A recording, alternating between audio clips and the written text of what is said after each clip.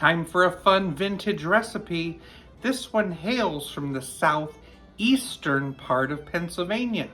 It's a Pennsylvania Dutch potato filling.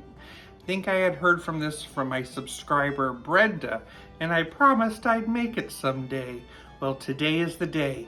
It's perfect for Thanksgiving. It's kind of like if mashed potatoes and stuffing had a baby. Let's try it. I've cut up and boiled 3 large russet potatoes.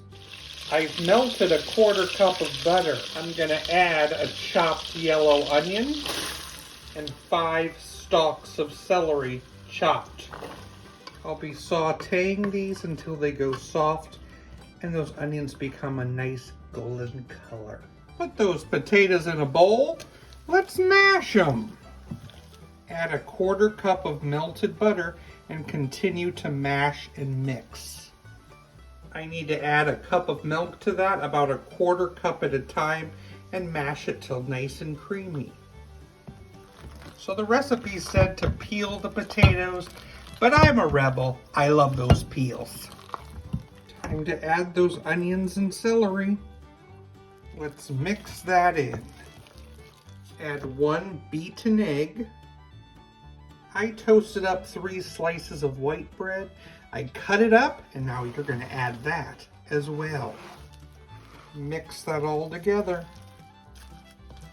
Let's pour that into a prepared 9x13. I need 2 tablespoons of butter cubed, and then just put a little bits on the top. I'm going to cook this at 350 for 45 minutes. Until golden brown. I'm ready to try this filling.